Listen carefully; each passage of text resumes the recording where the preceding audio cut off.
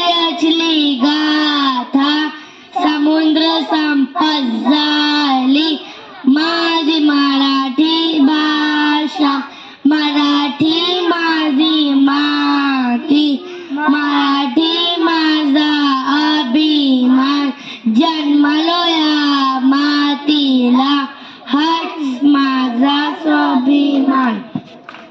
छत्रपती शिवाजी महाराज की